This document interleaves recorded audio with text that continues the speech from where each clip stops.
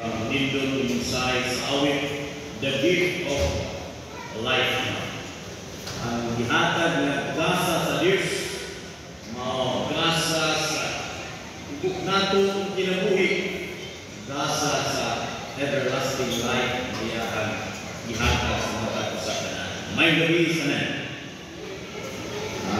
Sa special night, karong gabi, tungod kay natapos ang atong election of officers o ang atong church manual, the election of office of elders, deacons, and deaconesses does not itself qualify as elder, deacon, or deaconesses. Ordination is required before an elder, a deacon, deaconesses. Ordination is required and to have authority to function. So, i-state sa manual mga sunod sa church manual na kinahanglan ng ordination. Muna early part of the year, nag-set aside dito panahon alang sa ordination. Kay naay mga bagong set of deacons, bago na set of deaconesses, ay posibleng ang mga deacons kaniadto, na yung elder, na yung mga department head, no? Muna nag-usap-usap ang atong set of elders, deacons, and deaconesses. So, karon nagagabihon ang langit na lipay na di nadunan usay mga katawhan sa Diyos na committed sa pagserbisyo sa pagpangalaga na nasa Ginoo. Ang atong elders dunay duha, ang atong dinahantaw. Ang atong deacons, D&D, 8. Kabuok atong dinahantaw na gabi. Ang atong mga buluhaton, sulusamara, pariya na trabaho. Ang pastor, ang elder, ang diakono, diakonisa. Mao bitaw na na-approve panahon sa ministerial meeting na ang bigit sa ministerial association. Pastor, elders, deacons, deacons. Nga naman, kaya kung wali ang pastor, muwali ang elder, muwali ang diakono, pulis. Kung mamisita ang pastor, mamisita po na elder, mamisita po na diakono, diakonisa. Diba tayo? Nanong na kung ngayon ko mag-extension ka, communion service, o masakiton, unyang hapon, malanda ko, atong D&D. Anong kayo muna ko? Kayo muna ko kaya ng communion na ako pa yung serve. No? Gawas nga ato ang purpose na mapil sa mga masakiton, nga kabahin na yung sa iglesia. Mabisitahan nato sila. Maampuan nato sila. Matagag words of encouragement na mapalipay nato nila makasing-kasing, matadagdan nato magsikahan ngayon yan. Salamat kayo sa pagbisita ko sa musik. Mga kabahin ang ato mga elders, ang ato mga diakono, diakonisa sa buhat sa Ginoo. Kabahin na sa pagpanday sa buhat ni ining iglesia mga kaigsunan. Kabahin sa pagpangitan ng aming kabahin na. Muna kung mag-greeter ko dito, napay mga elders, mag-greeter. Napay mga diakono, kung isa mag-greeter. You see? Guys, sama ang atong buluhaton. Muna kung administrador, pastor, unahin gani, usaw na ito ni masulpad na ni. Kabangan na ito ni, usaw na ito ni mahimo na ito ni. You see? Ang ato mga guluhapon sa ato mga leaders, deacons, deaconesses, visitation, worship services, mauna panahon sa worship, natin sa elder, tayo ato mga elders, one, sa ato mga worship, sa ato intercessory prayer, kalambing kita sa ato mga worship. Ang elder is also a spiritual mentor. Meaning, ang elder, dili lamang niya i-leader, apan pag-mentor, magtutudlo. Wala pa naman sa basketball class, magtutudlo. Kung na ako'y mga kaisulan, nalad, mga pag-ambo, encouragement, upahan, magtutudlo, udasi, mo sa mulay pamangin sa ato ng mga church leaders.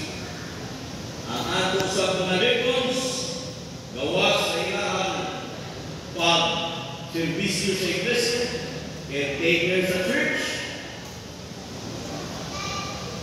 kabahin niya punta sa pag-atiman sa atong iglesia, ang atong mga deacons sa deaconesses. Nga nang gitawag mo deacon sa deaconesses? Nga nang gitawag mo elders? Nauna-una na ba sa mga leaders? Wala ni nauna-una sa mga leaders. Dunay pattern gisunod sa New Testament. Nga nang gitawag mo deacons, mga diakon. Philippians 1:1, bishops and deacons. 1 Timothy 3, verse 5. Naku mga diakon, naku mga elders. Gikuha ka natin pattern ng New Testament. Hinungdan nanon ang iglesia na kapadayon na uswag, nagaligbon tungod kay ang atong church organization Bible-based. Hinungdan ng atong noon mga kaigsunan. Sarap tungod. We are the servants of God.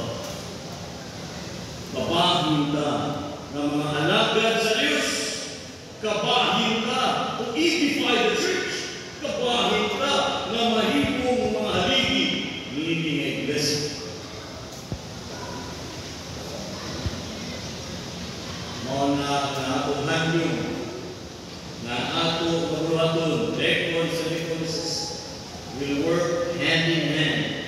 Nalipay ko ang ato mga diakon o diakonisa. Napadayon dalang tao alam sa kausa sa mga iglesia. Once a month, una rin nahimo na bayanihan. Na ay quarterly na visitation. Na ay monthly meeting. Alam sa pagpauswag sa buhay. Sa pagpamisita. Ang atong mga elders mga visitation. Every fourth Sunday of the month, nagpapamisita. Church visitation. Ikabahin ka alam sa buhay sa Ginoo. Nga ang langit nalipay, nawakan busy sa butang sa kalibutan, but we are busy doing God's business. Amen? Atong handog mga kaigsunan, nakaroon ng gabihon, handang tamingon, yes Lord, here am I, send me. Na mahimo ka mga katauhan, alagad sa Diyos na andam, mo servisyo. Sa atong mga katundanan, servisyo ang ingon ay bisitahan, tata. Mag-hospital visitation, tata. Kung ingon ay bisitahan sa kitol, tata. White House study, tata. To assist. Kung naibalismo, assist. Kada dunay meeting, tambong kapirmi, elders, D&D, ayaw bigyan yung pakyasa, kabahin sa itong commitment, nga na si Ginoo, na panahon, na dunay regular meeting sa elders, regular meeting sa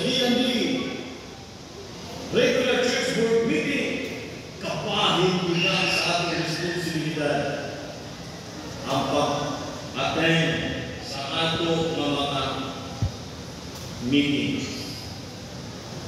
Aron nga rin kita limutan nga nagpadayon diay sa ato nga mga bulaton.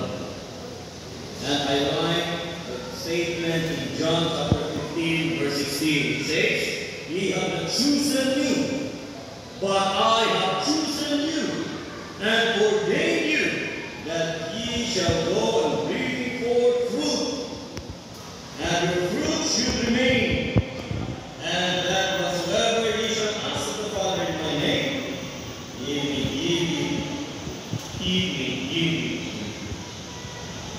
Gipili rin sa Diyos. Giordinahan rin sa Diyos. Ang Diyos di ay maoy na komisyon na o kinahanglan na andam ka ngayon. Yes, Lord.